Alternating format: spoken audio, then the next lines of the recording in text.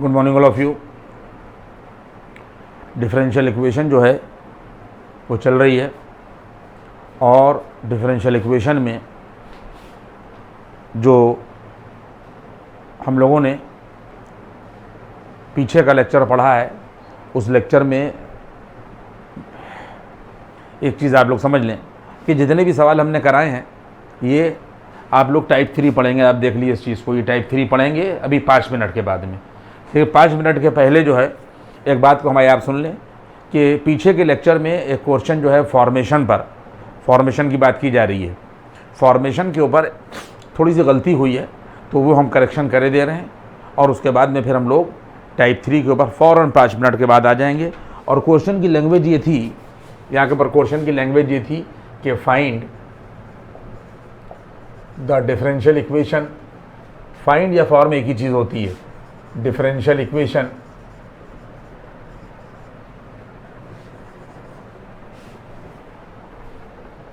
For all straight lines, यहाँ के पर for all straight lines which are at a unit distance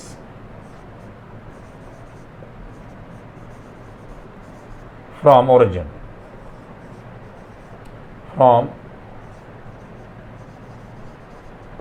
बस 5 minute की बात है। ये पीछे के लेक्चर की में एक सवाल का करेक्शन है, वो सवाल हमने वहाँ से उसको डिडक्ट कर दिएगा, वो कैलकुलेशन उसके अंदर गड़बड़ा गई, पता नहीं क्या दिमाग में था। बहरहाल आप इसको देखिएगा, ये सिर्फ अभी हम पीछे के लेक्चर का करेक्शन कर रहे हैं। उसके बाद में हम ये तीसरा लेक्चर में टाइप 3 पर चले जाएंगे, जहाँ पर हमने छोड़ा था वहीं से कॉन्टीन्यूटी जो है वो चलेगी। कहा यह जा रहा है कि फाइंड द डिफरेंशियल इक्वेशन या form the differential equation for all straight lines which are at a unit distance from origin. सारे बच्चे समझिए कि हमारे पास में ये यहाँ के ऊपर वाई एक्सिस होता है और ये एक्स एक्सिस होता है, एक लाइन यहाँ से पास होती है, ये ओरिजिन होता है और ओरिजिन से इसके ऊपर परपेंडिकुलर गिरा दिया गया।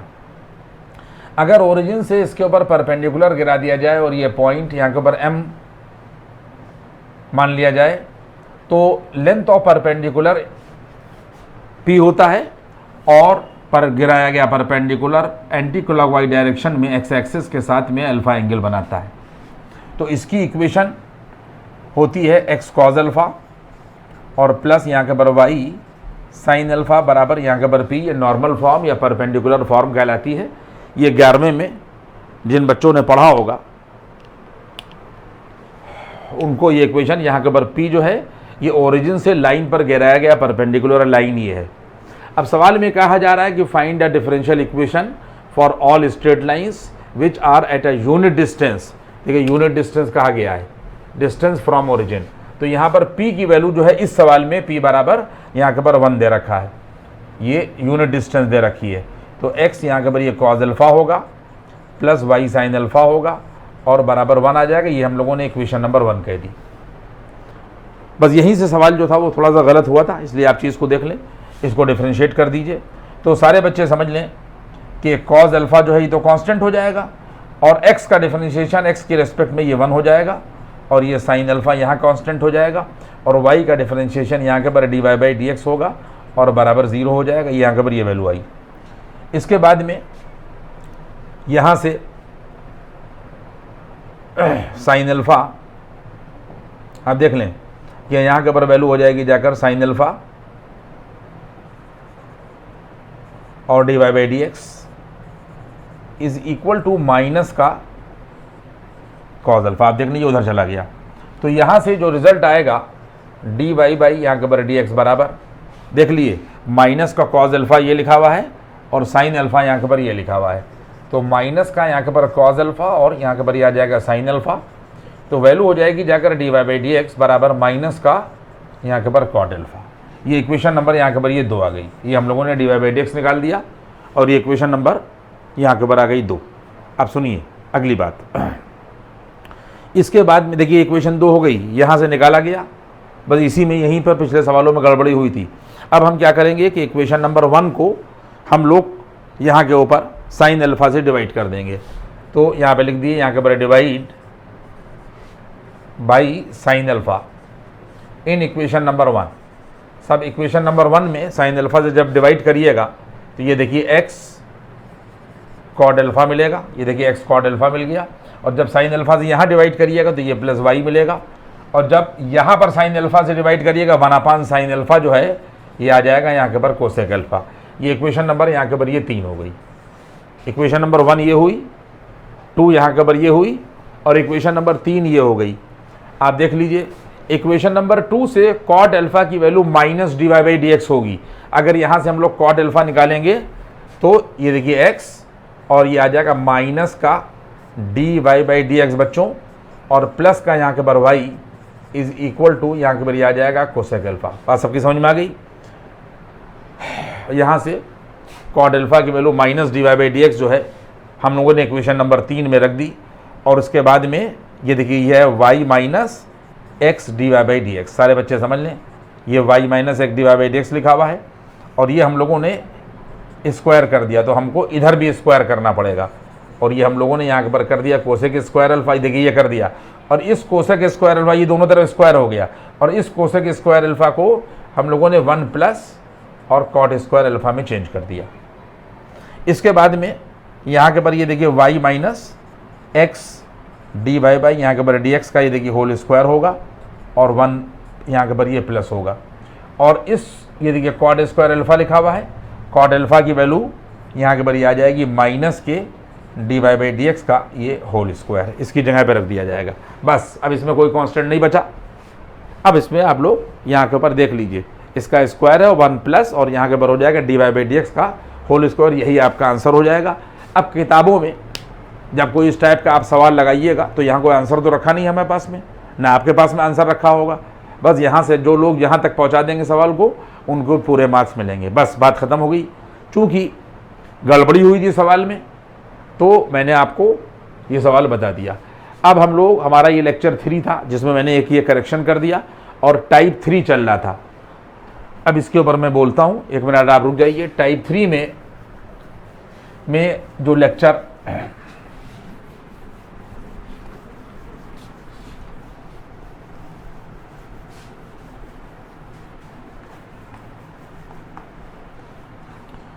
टाइप 3 में पहुंच गए हम लोग। यहाँ पर लेक्चर 3 में, यहाँ पर टाइप 3 में हमने जहाँ पर आप सेकंड वाला लेक्चर देखिएगा और बस यहीं से मैं कंटिन्यू कर रहा हूँ।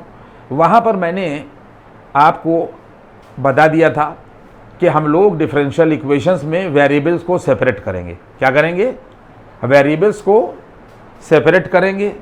अब हम ज़्यादा उसके ऊपर पूरा वो नहीं बता, लेकिन वहाँ सब हमने बता दिया आपको। और वेरिएबल्स को सेपरेट करने में जो इस टाइप में डिफरेंशियल इक्वेशन आप पढ़ रहे हैं टाइप 3 में, इसका ये होगा, आपको पता चल जाएगा, आइडेंटिफाई हो जाएगी चीज़ कि जैसे ही आप कलम लगाइएगा और कलम लगाने के बाद x और उनके फंक्शन और उनके डेरिवेटिव, y उनके फंक्शन और उनके डेरिवेटिव अपने आप अलग हो जाएंगे। मतलब कोई भी उसके अंदर कहीं पर कोई प्रॉब्लम नहीं होगी। अगर अपने आप अलग हो जाएं, आपने कलम लगाया, कैलकुलेशन की, और कैलकुलेशन करने के बाद में आपने देखा कि फटाफट दोनों चीज़ें अलग हो गई, एक लेफ्ट में चली गई, एक राइट में चली गई, और आपने इंटीग्रेट कर दिया, तो वो टाइप 3 में आएगा। ये आइडेंटिफिकेशन हमने वहाँ पर बता दिया था कि अगर इस तरीके की सिचुएशन डेवलप हो तो वो टाइप 3 में आएगा, और बाकी अगर ऐसा नहीं होता है तो फिर वो हम लोग आगे पढ़ेंगे कि भाई देवी हम कलम चला रहे हैं, कैलकुलेशन कर रहे हैं और वेरिएबल सेपरेट नहीं हो रहे हैं, तो फिर वो हम लोग आगे पढ़ेंगे। एक बात बार बार हम आप समझ लीजिए कि हर जगह पर डिफरेंशियल इक्वेशन को सॉल्व करने का मतलब सिर्फ यही होगा कि वेरिएबल्स को सेपरेट किया जाएगा। बस आपको आइडेंटिफाई करना पड़ेगा कि वेरिएबल्स अपने आप सेपरेट हुए जा रहे हैं या नहीं सेपरेट हुए जा रहे हैं। अगर अपने आप सेपरेट नहीं हो रहे हैं तो फिर आगे तरीके जो है वो डिस्कस होंगे, आइडेंटिफाई करेंगे, और फिर आप उस रिज़ल्ट को या उस तरीके की सिचुएशन को अप्लाई करेंगे जैसा आप आइडेंटिफाई करेंगे। यह आगे टाइप्स में जो है वो पढ़ाएंगे। यहाँ हम लोग इस टाइप 3 में क्या पढ़ रहे हैं कि जैसे ही हम लोग कैलकुलेशन करें, वेरिएबल्स अपने आप जो है वो एक्स और वाई लेफ्ट और राइट पे चले जाएं, और फिर हम लोग फ़ौरन जो है वो उनको इंटीग्रेट कर दें। ये हमने बताया था एक बात। दूसरी बात ये है कि बहुत इत्मीनान से इस बात को आप समझ लें कि डिफरेंशियल इक्वेशन जो टाइप 3 में पढ़ा जा रहा है, तो इसमें एक तो डायरेक्ट दिया हुआ होगा कि आपने लगाया कलम और उसके बाद में मामला जो है वो ये हुआ कि वो अलग हो गया। लेकिन टाइप 3 बहुत लंबा है और टाइप 3 बहुत इम्पॉर्टेंट भी है। CBSE पॉइंट ऑफ व्यू से। ISC में तो क्वेश्चन इतना ज़्यादा इसका नहीं पूछा जाता टाइप 3 का, लेकिन टाइप 3 में जो अब हम पढ़ाने जा रहे हैं टाइप 3 में है एप्लीकेशन ऑफ डिफरेंशियल इक्वेशन। देखिए ये हेडिंग है, यहाँ पर यह है एप्लीकेशन ऑफ डिफरेंशियल इक्वेशन। ये आप लोग यहाँ पर ये हेडिंग डिफरेंशियल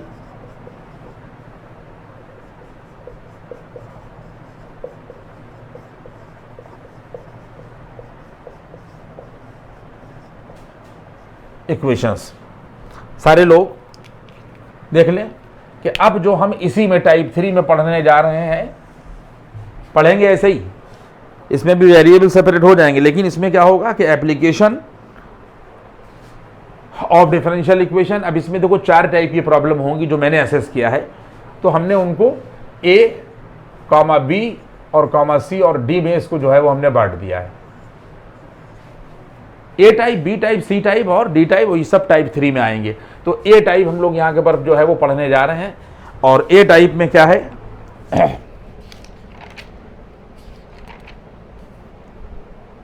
एप्लीकेशन यहाँ के पर, ये देखिए यहाँ के पर जो है बेस्ड ऑन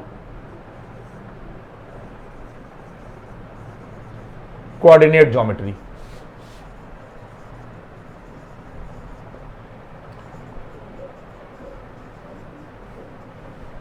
देखिए सारे लोग बात समझ लें कि 4 हिस्सों में हमने इसको बांट दिया है, और बहुत ज़्यादा सवाल भी नहीं हम लगा पाएंगे, एक एक दो सवाल लगा पाएंगे क्योंकि बहुत टाइम चला जाएगा।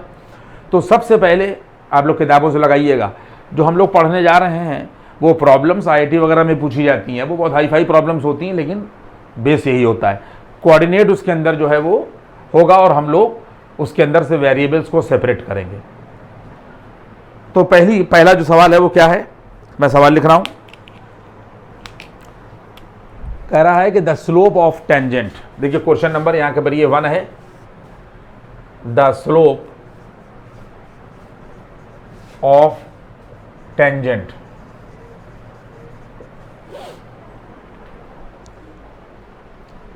एट पॉइंट P, ये लिखा हुआ है एट पॉइंट यहाँ के पर P, और P जो पॉइंट है वो x कॉमा यहाँ के पर y दे रखा है।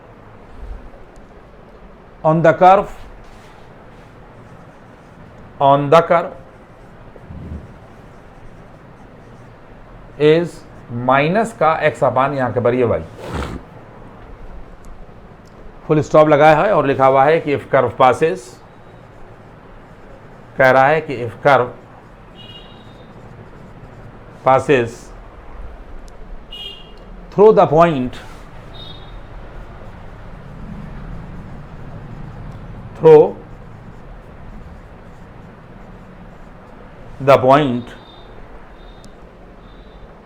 -3,4 दे रखा है यहाँ के पर -3,4, find the equation of curve, full stop लगा दिया है और लिखा है यहाँ के पर find the equation of the यहाँ के पर कर्व। अब लैंग्वेज पढ़िए सारे लोग, सवाल में कहा यह जा रहा है, देखिए मैं करना शुरू कर रहा हूँ सवाल को, कि the slope of tangent at point P on the curve is -x का अपान यहाँ के पर y, यहाँ तक है। सारे बच्चों को ये बात मालूम होना चाहिए और मालूम होगी, और जिनको नहीं मालूम वो सुन लें कि कर्व के किसी पॉइंट पर अगर टेंजेंट खींची जाए, कर्व के किसी पॉइंट पर अगर किसी भी पॉइंट पर टेंजेंट खींची जाए तो उस टेंजेंट का जो स्लोप होता है वो dy/dx कहलाता है।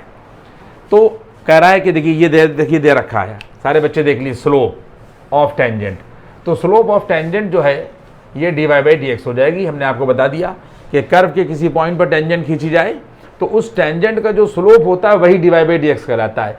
तो कह रहा है कि द स्लोप ऑफ टेंजेंट, तो ये dy/dx हो गया एट पॉइंट P, यहाँ के पर ये एट, यहाँ के पर पॉइंट P x कॉमा यहाँ के पर y बराबर माइनस के यहाँ के पर x अपान y दे रखा है। ये यहाँ तक सवाल पहुँच गया, ये स्लोप है, dy/dx ही स्लोप कहलाता है। तो अब इसके बाद में यहाँ के पर dy/dx एट P बराबर यहाँ के पर x कॉमा यहाँ के पर y होगा। देखिए ये इक्वेशन नंबर यहाँ के पर 1 आ गई बच्चों।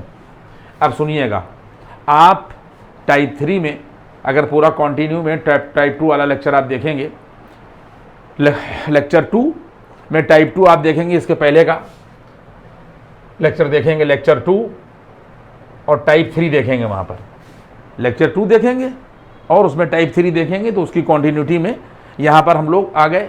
और जब ये इक्वेशन आ जाएगी, सारे बच्चे गौर से सुन लें, तो हम लोग वेरिएबल्स को सेपरेट करेंगे। वेरिएबल्स को सेपरेट करने का मतलब ये होगा कि हम इसके आगे की कैलकुलेशन करेंगे, और चूंकि हम पढ़ रहे हैं वही वेरिएबल सेपरेबल फॉर्म, तो जब हम लोग देखिए यहाँ के पर आ जाएगा Y D Y, cross multiply करिए तो बराबर आ जाएगा माइनस के, और यहाँ के पर ये देखिए डी एक्स।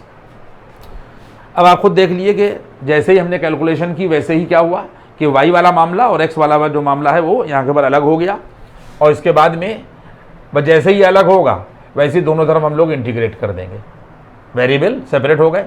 तो इसका आ जाएगा यहाँ के पर वाई स्क्वायर अपान 2 आएगा, और बराबर आ जाएगा माइनस के यहाँ के पर एक्स स्क्वायर अपान यहाँ के पर ये 2, और उसके बाद में प्लस का यहाँ के पर देख लिए, प्लस का यहाँ के पर हम लोगों ने क्या किया कि कांस्टेंट ऑफ इंटीग्रेशन यहाँ के पर हम लोगों ने जोड़ दिया, और ये इक्वेशन नंबर यहाँ के पर ये 2 आ गई। सब लोग मेरी बात समझ गए। इसके बाद में सवाल, अब ये कर्व की इक्वेशन है, जब आपने डिफरेंशियल इक्वेशन को सॉल्व कर लिया, यहाँ ये सॉल्व कर लिया, तो ये जो आई ये इक्वेशन ऑफ कर्व आई। आगे उसने क्या कहा कि if curve passes through the point -3, ये कर्व है, अगर ये -3, से पास होता है तो कह रहा है कि फाइंड द कर्व। यहाँ से हम लोग आगे बढ़े और लिखा हुआ है इट पासेस थ्रू, यहाँ के पर -3, बच्चों, तो अब इसको सेटिस्फाई करेगा 3, तो वैल्यू क्या हो जाएगी, ये आ जाएगा 4 का स्क्वायर अपान 2 होगा बच्चों, बराबर माइनस होगा, और ये देखिए ये माइनस है, और यहाँ के पर आ जाएगा माइनस का 3 स्क्वायर अपान 2, और प्लस का यहाँ के पर सी होगा, तो ये आ जाएगा 16 अपान 2, और ये देखिए माइनस है, ये प्लस हो गया, और 9 अपान 2 यहाँ के पर ये आ जाएगा, और बराबर आ जाएगा सी। सब लोग समझ रहे हैं बात को। तो सी की वैल्यू हम लोगों को मिल जाएगी 25 अपान यहाँ के पर ये 2।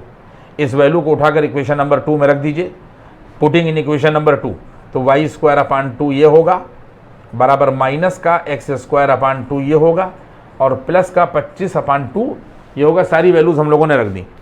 इसके बाद में ये और ये यहाँ के पर कट जाएगा, और रिजल्ट हो जाएगा X square plus Y square और बराबर 25। यही आपका आंसर होगा। ये मैंने आपको प्रॉब्लम लगा के दिखाई कि आपको आइडिया मिला कि अगर आप कोई भी प्रॉब्लम लगाएंगे इससे रिलेटेड तो आपको उसकी ज्योमेट्री मालूम होना चाहिए। भाई सामने की बात है, अगर हर जगह हम कोऑर्डिनेट थोड़ी पढ़ा रहे हैं, लेकिन फिर भी मैंने आपको हर चीज़ यहाँ के ऊपर जो है बता दी। और ये देखिए कर्व की इक्वेशन आ गई, और ये ऐसी रिकग्नाइज कर्व की इक्वेशन है कि जो आप उसका नाम भी बता सकते हैं। ये सर्कल की इक्वेशन होगी जिसके रेडियस 5 होगी और सेंटर 0,0 होगा। ये एप्लीकेशन और डेरिवेटिव पर ज्योमेट्री से रिलेटेड, कोऑर्डिनेट ज्योमेट्री से रिलेटेड पहला सवाल हुआ। 2-2 सवाल कोशिश की है, एक 2-2 सवाल आपको जो है वो हम बता दें। ये ए पार्ट होगा।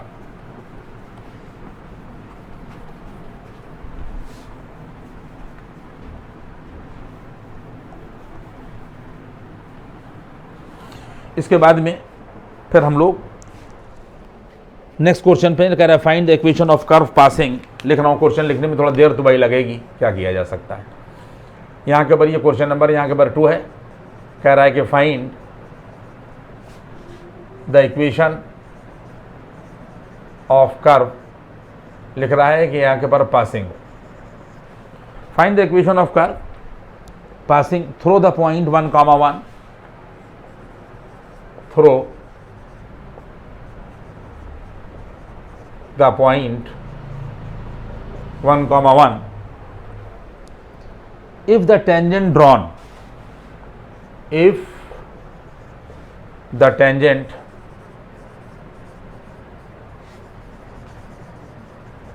drawn at any point P, at any point P, और इसके कोऑर्डिनेट x, y दे रखे हैं, x, y on the curve,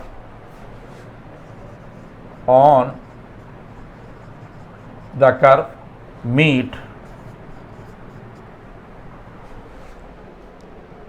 the coordinate axis,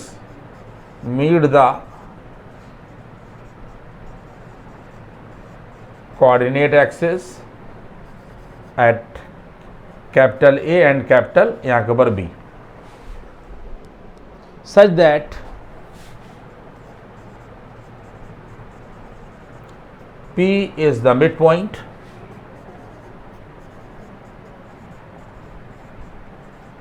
of AB, mid point of यहाँ के ऊपर ये AB।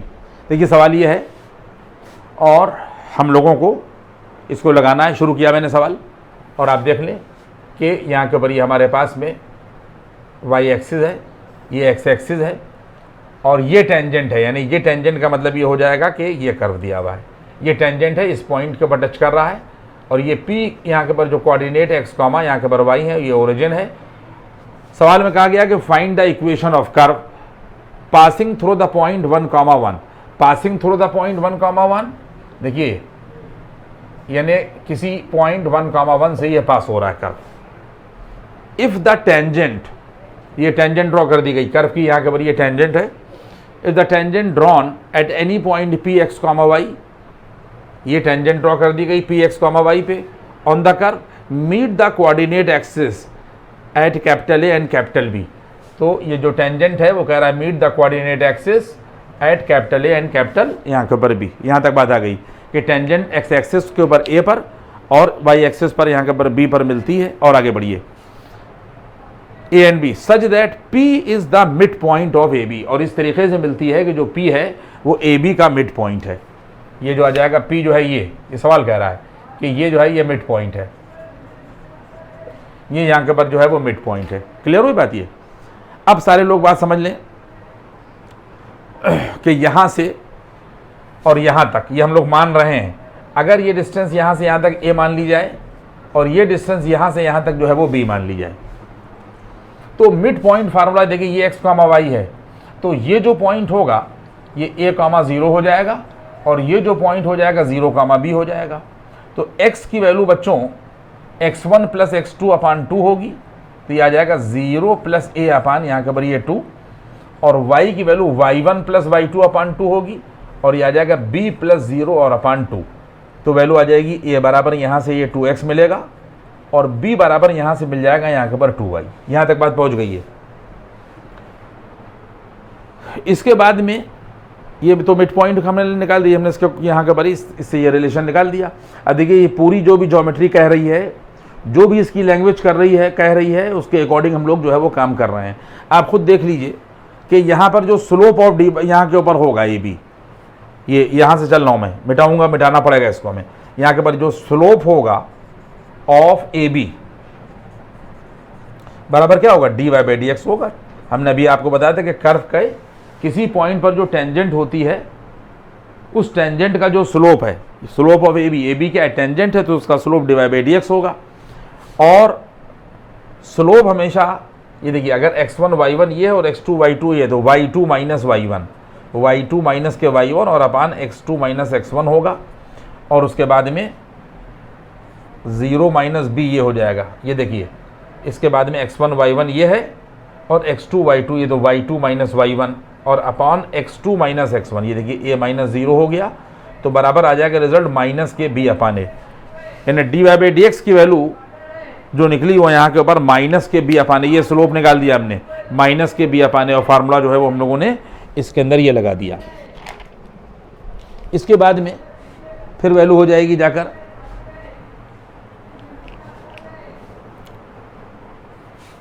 ये फिगर में मिटा दूं या फिगर ही मिटाना पड़ेगा, कैलकुलेशन करना। चलिए फिगर तो हमने आपको बना के दिखाई दिया है, तो यहाँ के बाद अभी देख लें कि D Y by D X बराबर, ये देखिए ये D Y by D X है यहाँ से अभी हमने इसको मिटाया नहीं है नीचे के हिस्से को। D Y by D X की वैल्यू माइनस के बी अपाने है, तो बराबर ये माइनस हुआ, और बी की वैल्यू हम लोगों ने यहाँ के ऊपर ये 2y रख दी और ए की वैल्यू हम लोगों ने यहाँ के ऊपर 2x रख दी। बी और ए की जगह पर ये वैल्यूज़ को हमने रख दिया। अब फिगर पूरा अपने दिमाग में रखिएगा, इसको मुझे मिटाना पड़ेगा क्योंकि कैलकुलेशन नहीं हो पाएगी। इसमें ये 2 और ये 2 कट जाएगा, ठीक है। अब इसके बाद में हमारे पास जो ये रिजल्ट आया है D Y by D X, ये देखिए डी वाई और अपॉन यहाँ के ऊपर वाई हो जाएगा और माइनस के यहाँ के ऊपर आ जाएगा डी एक्स और अपॉन यहाँ के ऊपर एक्स। क्या पढ़ रहे हैं हम लोग, बार बार हम आपको ये बात बता रहे हैं कि जो डायरेक्ट सवाल लगाए गए हैं वहाँ पर भी वेरिएबल्स जैसे ही आप कैलकुलेशन करेंगे अपने आप अलग हो जाएंगे। अगर अपने आप नहीं अलग होंगे तो फिर वो टाइप 3 में नहीं आएगा, फिर वो आगे के टाइप में आएगा, वो मैं बताऊंगा। इसके बाद में वेरिएबल सेपरेट हो गए, जैसे ही सेपरेट हो जाएंगे हम लोग इंटीग्रेट कर देंगे, ये वैल्यू आ जाएगी जाकर यहाँ के पर log y और बराबर ये वैल्यू आ जाएगा यहाँ के पर log x, log y बराबर यहाँ के पर आ जाएगा log x। एक बात मैंने आपको बार बार बता दी थी कि we always add a suitable arbitrary constant, इसमें कहीं के ऊपर परेशानी नहीं देगी। यहाँ तक सवाल आपका चेक किया जाएगा, कोई आदमी इसके अंदर c जोड़ देगा, कोई आदमी k जोड़ देगा, और कोई आदमी ऐसा होगा कि मान लीजिए कि यहाँ के पास आर्बिट्रेरी कांस्टेंट log c जोड़ देगा। तो जो जिस तरीके से जोड़ेगा उस हिसाब से उसका रिजल्ट जो है वो चेक किया जाएगा। इसके बाद में यहाँ के पर बच्चों, यहाँ के पर log y और प्लस का यहाँ के पर log x हो गया और बराबर ये वैल्यू आ जाएगी log c। देखिए यहाँ पर ये आ गया। अब इसमें log m plus log n का फार्मूला लगा देंगे तो log yx हो गया और बराबर यहाँ के पर ये आ गया log c। समझ में बात आ रही है? इसके बाद में ये इक्वेशन नंबर यहाँ के ऊपर, अगर कोई इक्वेशन बन चुकी तो ठीक है, और नहीं बनी थी तो छोड़ ही दिए। यहाँ के पर ये आ गया। अब उसने सवाल में कहा क्या कहा है कि find the equation of curve. ये यहाँ के ऊपर दोनों तरफ से log जो है वो हटा दीजिए, दोनों तरफ से log हटाइए तो एक्स वाई बराबर c आ जाएगा और ये इक्वेशन ऑफ कर्व आ गई। ये एक्स वाई बराबर c इक्वेशन ऑफ कर्व आ गई। लेकिन उसने कहा है कि वो कर्व बताइए कि जो 1,1 से पास होता है। इफ कर्व पासेस थ्रू 1,1 तो इसका मतलब ये हो जाएगा कि 1 × 1 बराबर c हो जाएगा। अगर ये कर्व जो है वो 1,1 से पास हो रहा है, ये कर्व यही है, तो 1 × 1 बराबर c हो जाएगा और c बराबर बच्चों यहाँ के पर ये आ जाएगा 1। और इस c बराबर 1 को उठाकर इसी कर्व की इक्वेशन में हम लोग रख देंगे तो ये आ जाएगा एक्स वाई बराबर 1। ये रिक्वायर्ड कर्व की इक्वेशन होगी जो 1,1 से पास हो रहा है। देखिए आप लोग नहीं पहचानते होंगे, लेकिन ये है एक्स वाई। जिस तरीके से इसके पहले किया तो हमने बताया था कि सर्कल है, रेडियस उसकी 5 और सेंटर 0,0 है। ये रेक्टेंगुलर हाइपरबोला होता है, एक्स वाई बराबर c स्क्वायर। यहाँ के ऊपर 1 का स्क्वायर है तो ये रेक्टेंगुलर हाइपरबोला है। अब बाकी हो सकता आप लोगों की समझ में आई बात या ना आए, लेकिन मैंने आपको कर्व का नाम भी बता दिया। अगर रिकग्नाइज कर्व है तो जो बच्चे जान सकते हैं वो बता सकते हैं, लेकिन ये कि बार उसको पूछा नहीं गया है। ये इक्वेशन हो गई। यहाँ के ऊपर ये ए पार्ट जो है मैंने पढ़ा दिया और इसमें मैंने आपको 2 सवाल जो है लगवा दिए हैं जो कोऑर्डिनेट के ऊपर बेस्ड है। अब इसके बाद में हम यहाँ के ऊपर बी वाला पार्ट पढ़ने जा रहे हैं।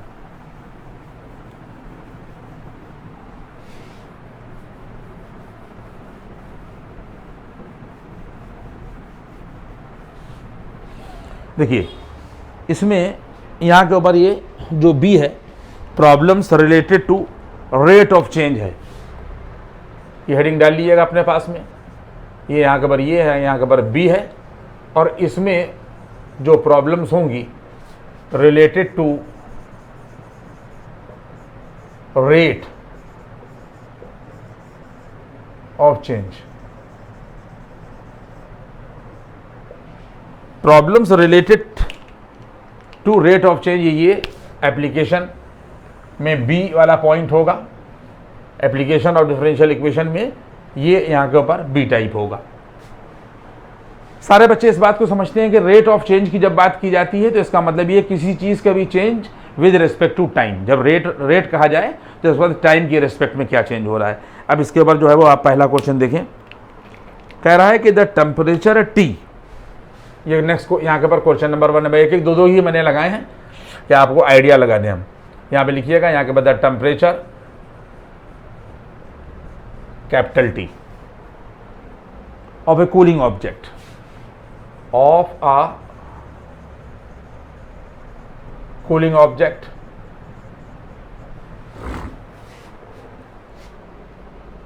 drops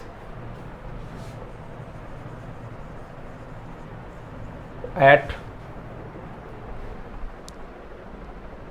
a rate proportional at a rate proportional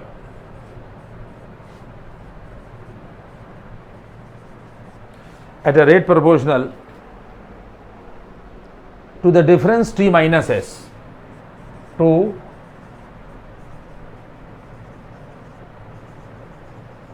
difference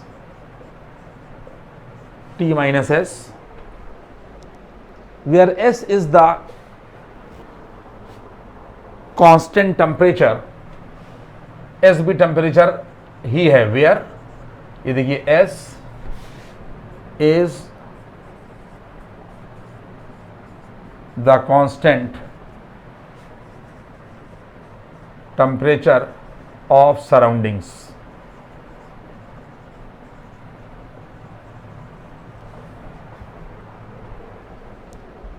medium, surrounding medium,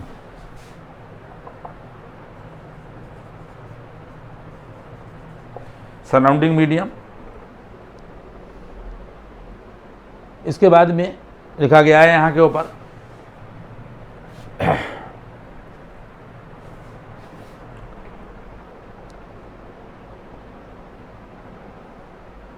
दस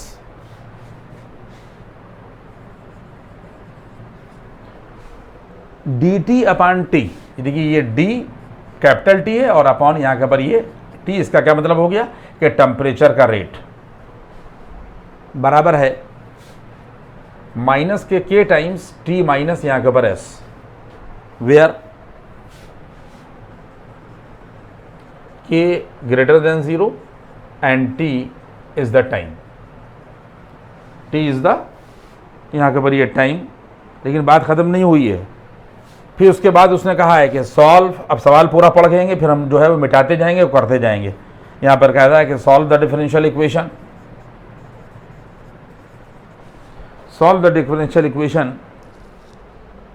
of, if it is given that, if it is given that नहीं लिख रहा हूं मैं, लिखा हुआ है t और उसके बाद में 0 बराबर 100 और यहाँ के ऊपर 50 बराबर, यहाँ के ऊपर दे रखा है 100, यहाँ के ऊपर ये 50।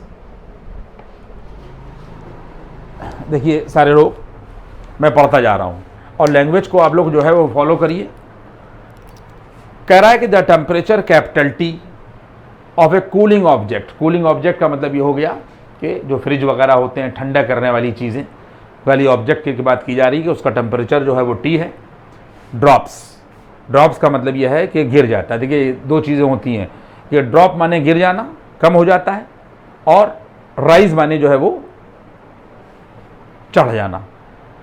कहता है कि ड्रॉप्स, गौर करिएगा, कूलिंग ऑब्जेक्ट, कूलिंग ऑब्जेक्ट तो आप समझिए कि फ्रिज वगैरह जो भी ठंडा करते हैं तो ड्रॉप्स गिर जाता है, और at a rate proportional to the difference. देखिए अब क्या दे रखा है यहाँ के ऊपर, ये यहाँ के ऊपर दे रखा है कि टेम्परेचर का rate, temperature T of a cooling object drops at a rate, ये यहाँ तक बात हो गई, डी टी अपॉन टी हो गई कि टेम्परेचर का rate drops at a rate proportional, proportional देख लीजिएगा यहाँ के ऊपर ये प्रोपोर्शनल हो गया to the difference T minus यहाँ के ऊपर ये एस, और गिर जाता है, ये माइनस साइन जो है वो ड्रॉप के लिए दिखाया जा रहा है। कह रहा है the temperature T of a cooling object drops at a rate, drops minus हो गया to the difference T minus S, ये प्रोपोर्शनल हो गया क्योंकि प्रोपोर्शनल का साइन लगा हुआ है। देखिए ये सिचुएशन के यहाँ तक हो गई, यहाँ तक बात हो गई। इसका मतलब ये हो जाएगा कि देखते जाइएगा सारे लोग, डी टी अपान यहाँ के ऊपर यानी टेम्परेचर का रेट और बराबर का निशान लगेगा और ये माइनस आ जाएगा और के लग जाएगा और ये आ जाएगा टी माइनस यहाँ के ऊपर एस। सब लोग इस बात को जो है वो समझते जाइए। इसके बाद में हम इसी को लेके और आगे बढ़े। देखिए यहाँ तक हो गया, वेयर एस इज द, अब आगे बढ़िए, where S is the constant temperature of surrounding medium. सामने की बात है कि अगर कोई फ्रिज कहीं के ऊपर रखा हुआ है तो उसके सराउंडिंग भी कोई ना कोई टेम्परेचर होगा। कह रहा है कि वो कांस्टेंट जो है वो एस है। यहाँ तक बात आई तो कहता है कि 10 डी टी अपान टी बराबर माइनस का के टाइम्स टी। मैंने आपको समझा दिया कि जो इक्वेशन इन्होंने दे रखी है वो ना भी दी हुई होती तो उनकी लैंग्वेज के हिसाब से ये बनती, ये दी हुई है। जहाँ पर के जो है वो यहाँ के पर पॉजिटिव है, के नेगेटिव हो जाएगा तो मामला जो है वो गड़बड़ा जाएगा, फिर वो ड्रॉप वाली कहानी जो है समाप्त हो जाएगी। क्योंकि अगर के नेगेटिव हो जाएगा तो नेगेटिव पॉजिटिव, फिर सवाल का मकसद ख़त्म हो जाएगा। तो के जो है वो यहाँ के ऊपर पॉजिटिव है, आगे बढ़िए, और टी जो है वो यहाँ के ऊपर ये टाइम है। तो कहता है कि डिफरेंशियल इक्वेशन को सॉल्व करिए। कब? जब टाइम ज़ीरो है। टाइम क्या है देख लीजिएगा आप, ये इसका क्या खुलासा है, इसका मतलब खुलासा ये है कि जब t 0 है, टाइम 0 है, तो टेम्परेचर जो है वो 150 है, तो देन जो है वो t बराबर यहाँ के ऊपर ये 150। ये सवाल का मतलब है कि जब 0 टाइम है इनिशियल बिल्कुल ही, तो टेम्परेचर जो है वो 150 है। अब इस सवाल को लेके आप आगे बढ़िए, इसको सब लोग यहाँ के ऊपर इक्वेशन नंबर यहाँ के ऊपर 1 कहिए और आगे बढ़िए, और इसके बाद में यहाँ के ऊपर लिखिए D T from equation number 1। देखिए डी टी कैपिटल लिखा गया है, और उसके बाद में अपॉन यहाँ के ऊपर टी माइनस यहाँ के ऊपर एस, और टी माइनस एस को इधर कर दिया गया और बराबर कर दिया गया माइनस के और यहाँ पर डी टी, और के साथ में डी टी को क्रॉस कर दिया गया। आपने देखा कि पूरी लैंग्वेज इतनी बड़ी पढ़ी, और पढ़ने के बाद में जब हमने सवाल को लगाया तो सवाल में वेरिएबल अलग हो गए। जैसे ही वेरिएबल अलग होंगे, कैपिटल टी वाला अलग कर दिया, और सामने वो तो कांस्टेंट है उससे कोई मतलब नहीं, और डी टी अलग कर दिया, तो यहाँ पर ये हो जाएगा। और उसके बाद में दोनों तरफ वेरिएबल सेपरेट होने के बाद में हम लोग इंटीग्रेशन कर देंगे। यहाँ तक बात आई। अब थोड़ा सा हमें मिटाना पड़ेगा, तभी सवालों को हम जो है वो लगा पाएंगे। अब सब लोग पॉज करके बाद में देखिएगा सवाल को, और मैं पढ़ता जा रहा हूँ, और उसके बाद में ये problems related to rate of change से चल रही है। रेट ऑफ चेंज है, देखिए यहाँ तक आया मामला। इसके बाद में जब हम लोग इसको डिफरेंशिएट करें, इंटीग्रेट करेंगे, तो सब लोग समझ जाएं कि यहाँ से आ जाएगा log t minus S. T की रेस्पेक्ट में कर रहे हैं ना, तो वेरिएबल ये है, तो आ जाएगा यहाँ के ऊपर log t माइनस एस बराबर यहाँ से आ जाएगा माइनस के और डी टी का यहाँ के ऊपर ये आ जाएगा t। log t minus S is equal to minus के यहाँ के ऊपर के टी और प्लस का कॉन्स्टेंट इंटीग्रेशन ये जोड़ दिया, और ये इक्वेशन नंबर यहाँ के ऊपर 2 हो गई। इसके बाद में आप आगे बढ़िए। इसके बाद में सवाल में यहाँ के ऊपर गिवन है, यहाँ पे लिख दिएगा गिवन t बराबर 0। जब t 0 है तो टेम्परेचर 150 है। ये एप्लीकेशन यहाँ पे लगाई जाएगी। यही पूछा भी गया है कि solve the differential equation if t बराबर 0 देन टेम्परेचर इज 150। तो यहाँ के ऊपर ये आ जाएगा, यहाँ के ऊपर log, यहाँ के ऊपर रखिए 150 माइनस एस, 150 माइनस एस किया और बराबर माइनस के इंटू 0 किया और प्लस सी किया। तो बच्चों यहाँ से जो सी की वैल्यू मिलेगी वो सिर्फ मिलेगी log 150 माइनस के एस, क्योंकि ये तो 0 हो जाएगा। तो अब सारे बच्चे इसको बॉक्स में रखेंगे। देखिए इसको जो है वो यहाँ के बारे बॉक्स में कर लीजिए, और c बराबर log 150 माइनस एस जो आपने निकाला है, अब आपको यहाँ रखना पड़ेगा। इसको उठाकर इक्वेशन नंबर यहाँ के बारे 2 में आपको इसको रखना पड़ेगा। रखिए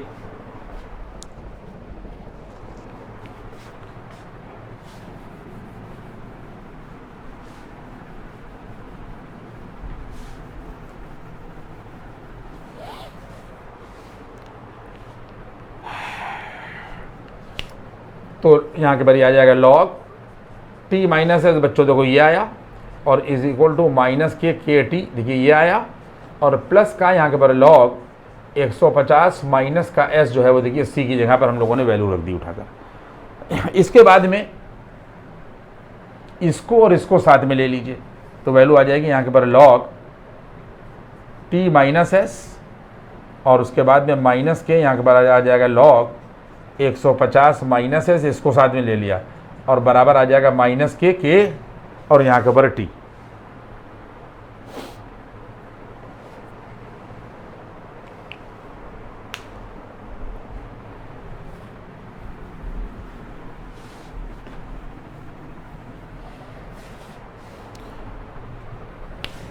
इसमें हम लोगों ने यहाँ के ऊपर log m माइनस के log m अपान n लगाया, तो वैल्यू आ जाएगी देखिए t माइनस यहाँ के ऊपर ऐसा आएगा, और 150 और माइनस के यहाँ के ऊपर ये ऐसा आएगा, देखिए बेस e है, और इज इक्वल टू माइनस के ये के टी आ जाएगा।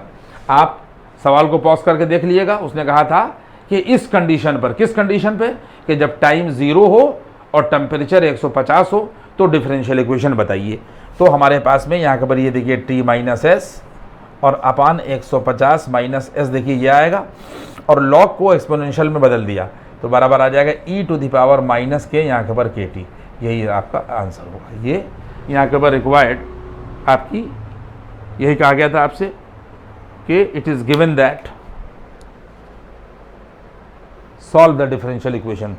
ये हम लोगों ने सॉल्व करके जो रिजल्ट निकाला यही सॉल्यूशन होगा, और हम लोगों ने इसको रोक के e टू द पावर इन्हें लॉग को एक्सपोनेंशियल में बदल दिया। ये मैंने पूरा आपको सवाल जो है वो लगा के दिखाया। नेक्स्ट क्वेश्चन फिर आप लोग देखिएगा, किस पे, रेट ऑफ चेंज पे। उसको मिटा दिया है हमने, लेकिन ये जो आप बी पढ़ रहे हैं ये रेट ऑफ चेंज के ऊपर पढ़ रहे हैं। और टाइप 3 डिफरेंशियल इक्वेशन पढ़ रहे हैं आप, ये समझ लीजिए। और लेक्चर भी यहाँ के ऊपर जो है वो तीसरा है।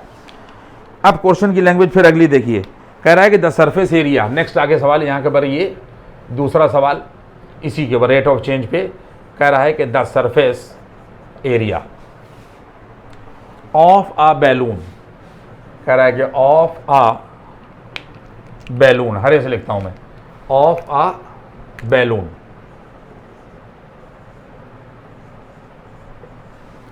Of a balloon being inflated,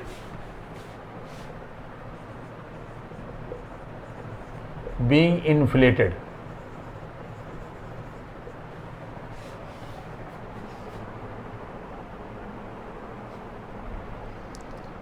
change at a rate proportional, change at a rate proportional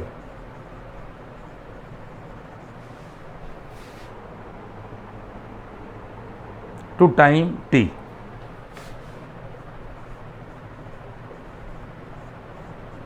to time यहाँ के ऊपर ये टी फुल स्टॉप लगा हुआ है। और फिर कहता है कि इफ इनिशियली, कह रहा है कि इफ इनिशियली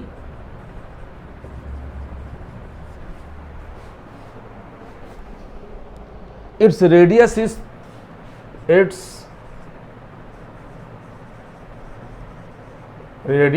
3 मिलीमीटर, 3 मिलीमीटर या 3 यूनिट जो भी दे दिया हुआ है।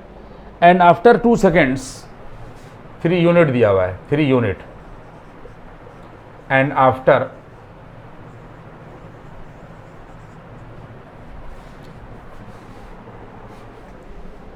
2 seconds it is 5 unit, it is यहाँ के बढ़िए 5 unit. Find the radius after T second, कह रहा है यहाँ के पर find the radius after T second.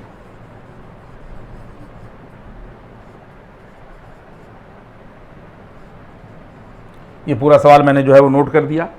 और सरफेस एरिया को पहले आप ये समझ लें, इसमें में कह रहा है कि the surface area of balloon being inflated, जो सरफेस एरिया है वो बैलून का, गुब्बारे का, बीइंग इन्फ्लेटेड। अब मेरी तो यहाँ के ऊपर यही समझ में आ रहा है कि इन्फ्लेटेड का मतलब ये है कि गुब्बारे को फुलाया जा रहा है। और अगर गुब्बारे को फुलाया जाएगा तो सारे लोग इस बात को अपने दिमाग में रखिएगा कि सरफेस पर भी फ़र्क पड़ेगा, वॉल्यूम पर भी फ़र्क पड़ेगा, उसकी रेडियस भी पर भी फ़र्क पड़ेगा। सामने के पहले कम होगी और बाद में धीरे धीरे जो है वो रेडियस भी बढ़ जाएगी। सरफेस एरिया भी पहले जो है वो सकड़ा हुआ होगा और बाद में जैसे जैसे रेडियस बढ़ती जाएगी वैसे वैसे उसकी सरफेस एरिया बढ़ता जाएगा और वैसे वैसे वॉल्यूम भी बढ़ता जाएगा टाइम की रिस्पेक्ट में। तो the surface area of A balloon being, surface area of a balloon being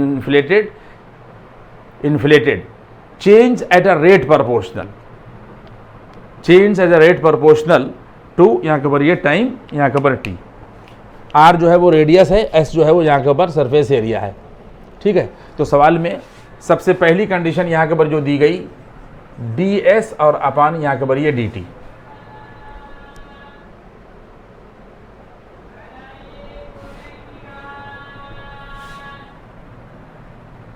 proportional है। देखिए कह रहा है कि द सरफेस एरिया, ये सरफेस एरिया आ गया, of A balloon being inflated change at a rate. भाई इतना ही सवाल पढ़िए, तो इसका मतलब सरफेस एरिया के रेट की बात कर रहा है, किसके प्रोपोर्शनल है, टू टाइम टी। ये टाइम टी आ गया, यहाँ तक ये सवाल, यहाँ तक वो मामला निपट गया। अब इसके बाद में डी एस अपान डी टी बराबर यहाँ के ऊपर ही आ जाएगा। जब अगला स्टेप करिएगा तो ये वैल्यू आ जाएगी डी एस और अपॉन यहाँ के ऊपर डी टी और बराबर आ जाएगा के और टी, हम लोगों ने प्रोपोर्शनल का साइन हटा दिया और यहाँ के ऊपर ही आ जाएगा के टी। अब सवाल में क्या कहा गया, अगर बैलून की बात हो रही है तो बैलून जो है वो स्फेरिकल होता है और स्फेयर का जो सरफेस एरिया है एस बराबर 4 पाई आर स्क्वायर होता है। ये दिमाग में अपने रखिएगा कि 4 पाई आर स्क्वायर इसका सरफेस यहाँ के ऊपर होता है। बैलून चूंकि स्फेरिकल होता है इसलिए इसका सरफेस एरिया हमेशा 4 पाई आर स्क्वायर होता है, और ये स्टेप आप यहाँ के ऊपर ये समझ गए। इसके बाद में फिर वैल्यू क्या हो जाएगी कि हम लोग ये देखिए यहाँ के ऊपर डी बाई यहाँ के ऊपर ये डी टी करेंगे, और सरफेस एरिया की वैल्यू हम लोग यहाँ के ऊपर 4 पाई और आर स्क्वायर ये रख देंगे, और बराबर हम लोग कर देंगे के टी। सारे स्टेप देखते जाइए। सिर्फ एस की जगह पर हम लोगों ने सरफेस एरिया रख दिया और टाइम की रिस्पेक्ट में इसको डिफ्रेंशिएट किया। अगर टाइम की रिस्पेक्ट में आप डिफ्रेंशिएट करिएगा तो ये देखिए 8 पाई आर तो ये हो गया, 4 पाई और आर स्क्वायर है तो आर का 2r हो गया। जब आर का 2r हो जाएगा, जब इससे मल्टीप्लाई करिएगा तो 8 पाई आर तो ये हो गया, और फिर आर का टी की रेस्पेक्ट में यहाँ पर बच्चों हो जाएगा D R upon D T. यहाँ तक बात आई, और उसके बाद में बराबर यहाँ के पर ये के टी जो है वो यूँ ही रहेगा। हम लोगों ने इसको टी की रेस्पेक्ट में डिफ्रेंशिएट कर दिया, तो 4 पाई 2r और फिर आर का टी की रेस्पेक्ट में डी आर अपान यहाँ के पर ये डी टी। इसके बाद में यहाँ के पर वैल्यू हो जाएगी जाकर, देखिए ये सिचुएशन आ गई। अब इसमें और कोई चारा आगे नहीं है, अब वो तो बाद में देखेंगे आगे की कंडीशन, यहाँ तक मैंने आपको पूरी बता दी। इसके बाद में वेरिएबल्स को सेपरेट करिए, और वेरिएबल्स को सेपरेट करने का मतलब ये हो गया कि 8 पाई आर और डी आर यहाँ के ऊपर ये रहेगा 8 पाई, ये देखिए 8 पाई रहा और ये आर रहा और ये डी आर रहा, 8 पाई आर डी आर, और बराबर के रहा, टी रहा और डी टी क्रॉस हो गया, और यहाँ के ऊपर ये डी टी आ गया।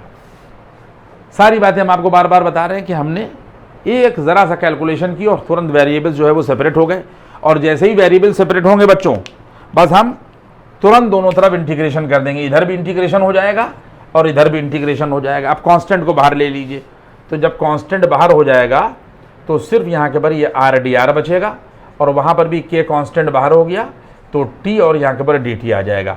तो 8 पाई ये रहने दीजिए और आर स्क्वायर अपान 2 ये कर दीजिए, और के ये कर दिए और टी का कर दिए टी स्क्वायर अपान यहाँ के ऊपर 2, और प्लस यहाँ के ऊपर सी या के जो है वो यहाँ के ऊपर आपने बढ़ा दिए, प्लस सी बढ़ा दिया। ये इक्वेशन नंबर यहाँ के ऊपर 1 हो गई। अब हम आगे बढ़ेंगे, ये यहाँ तक मामला जो है वो हो गया। इसके बाद में जब हमने दोनों तरफ इंटीग्रेट कर दिया और इंटीग्रेट करने के बाद में ये रिजल्ट आ गया, अब हम लोग आगे बढ़ेंगे। देखिए इफ इनिशियली क्या मतलब होता है कि अभी हम यहाँ के ऊपर हैं, खड़े हुए हैं, तो इनिशियल का मतलब ये है कि हमारी रुकी हुई सिचुएशन है, हम रुके हुए हैं और टाइम भी 0 है। तो इनिशियली जब कहा जाएगा तो टाइम 0 है, तो रेडियस जो है वो 3 यूनिट है। देखिए 2 कंडीशन है, हमको मिटाना पड़ेगा थोड़ा सा इसको।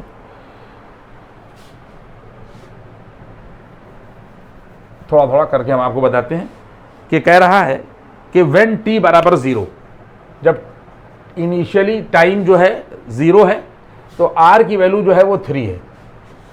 इनिशियली इट्स रेडियस इज यहाँ के ऊपर 3 यूनिट, यानी अभी इन्फ्लेशन शुरू नहीं हुआ है, फुलाना उसका शुरू नहीं हुआ है, तो रेडियस यहाँ पर ये है। और उसके बाद में फिर क्या कहता है, एंड आफ्टर 2 सेकेंड, और जब t बराबर यहाँ के ऊपर 2 सेकेंड हो जाते हैं तो r बराबर यहाँ के ऊपर 5 हो जाता है। सामने की बात है, सरफेस बढ़ जाएगी, 5 यूनिट हो जाती है, इट इज़ 5 यूनिट रेडियस।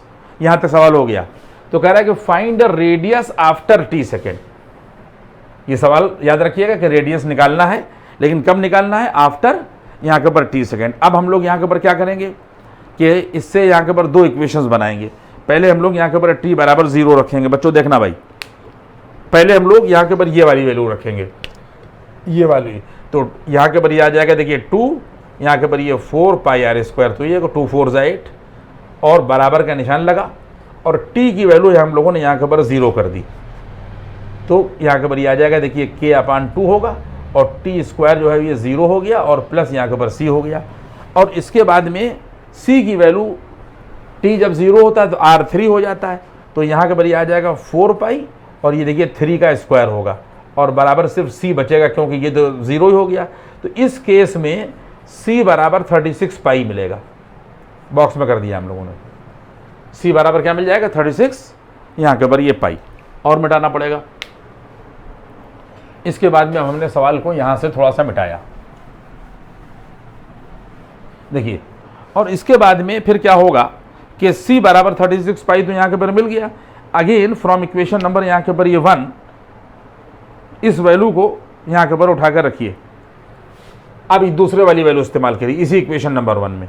तो ये देखिए 4 पाई आर स्क्वायर, तो ये हो जाएगा 4 पाई आर स्क्वायर, ये हो गया। देख लिया आप, ये 2 से यहाँ के ऊपर काटोगे 4, और उसके बाद में k/2 बराबर यहाँ के ऊपर k/2 करिए, और t की वैल्यू बच्चों यहाँ के ऊपर ये देखिए 2 का स्क्वायर करिए, t बराबर यहाँ के ऊपर 2 का स्क्वायर, और प्लस यहाँ के ऊपर हमारे पास में c की जगह के ऊपर सारे बच्चे देख लें 36 पाई, अभी निकाल चुका हूँ मैंने, कहीं बॉक्स में किया देखिए ये, तो यहाँ के ऊपर हम लोगों ने 36 पाई कर दिया, या प्लस, रुके रहिए, प्लस यहाँ के ऊपर c, अभी जल्दी ना करें, c में यहाँ पे रख दिया। इसके बाद में r की वैल्यू 4 पाई कर दी, तो 4 पाई, और r की वैल्यू हम लोगों ने यहाँ के ऊपर ये 5 का स्क्वायर कर दी, और 1 2 इससे कट जाएगा तो ये आ जाएगा 2k, और प्लस यहाँ के ऊपर ये c। समझ में बात आई? तो अब c की वैल्यू 36 पाई यहाँ रख दी उठाकर, तो देखिए 25 चौक यहाँ के ऊपर जो ये 100 पाई हो गया, 100 पाई हुआ, और बराबर 2k हुआ, और प्लस ये आ जाएगा यहाँ के ऊपर 36 पाई। ये 36 पाई हम लोगों ने यहाँ पर रख दिया। तो ये रखने के बाद में यहाँ के ऊपर वैल्यू मिल जाएगी, देखिए 2k, और इस 100 पाई में से ये 36 पाई घट जाएगा, तो 100 पाई में से जब 36 पाई घटेगा तो बच जाएगा 64, और यहाँ के ऊपर ये पाई, तो इसका मतलब k की वैल्यू आ जाएगी जाकर यहाँ के ऊपर 32 पाई। ये हम लोगों ने k इक्वल टू यहाँ के ऊपर 32 पाई निकाल दिया। अब k की वैल्यू हम लोगों ने यहाँ के ऊपर निकाली 32, यहाँ के ऊपर ये पाई। अब इसके बाद में c और k दोनों की वैल्यू उठाकर इक्वेशन नंबर 1 में रखिए, यहाँ पे लिख दिए, यहाँ के ऊपर लिखिए पुटिंग, अब मिटा रहा हूं मैं,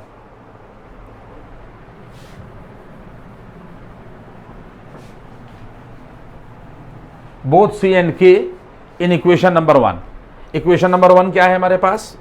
इक्वेशन नंबर 1 सारे बच्चे देखेंगे कि 4 पाई आर स्क्वायर है, ये देखिए, और इज इक्वल टू यहाँ के ऊपर k/2 इंटू यहाँ के ऊपर t स्क्वायर है, और प्लस यहाँ के ऊपर ये c है, ये हमारे पास में लिखा हुआ है। तो हम लोग यहाँ के ऊपर ये देखिए 4 पाई आर स्क्वायर रखेंगे, और k की वैल्यू हम लोगों ने क्या निकाली है 32 पाई, और अपान 2 ये रखा, t स्क्वायर ये रखा, c की वैल्यू 36 पाई हम लोगों ने ये रख दी। तो अब इसको यहाँ के ऊपर हम लोग सॉल्व करेंगे, और r की वैल्यू निकालें, रेडियस निकालना, सब कुछ कंडीशन लगा दी और रेडियस निकालना है हम लोगों को। तो यहाँ से ये जो पाई है बच्चों, ये पाई और ये पाई, और उसके बाद में ये पाई सब कैंसिल हो गया, क्या बचा 4r बचा, यहाँ के ऊपर बचेगा जाकर यहाँ के ऊपर ये 4r, और इज इक्वल टू ये देखिए 2 से ये डिवाइड हो जाएगा तो आ जाएगा 16t स्क्वायर, ये आ जाएगा यहाँ के ऊपर ये 16t स्क्वायर, और प्लस का 36, प्लस का ये 36 आ जाएगा। इसके बाद में यहाँ के ऊपर r, ये r स्क्वायर है, ठीक है, ये r स्क्वायर कर दिए, r स्क्वायर, तो बराबर ये हो जाएगा 4t स्क्वायर और प्लस 9। इस 4 से हमने लोगों ने इसको डिवाइड कर दिया, तो r की वैल्यू इम्प्लाइज दैट यहाँ से r की वैल्यू मिल जाएगी √4t स्क्वायर और प्लस यहाँ के ऊपर 9, यही आपका यहाँ के ऊपर आंसर होगा। देखिए मैंने आप लोगों को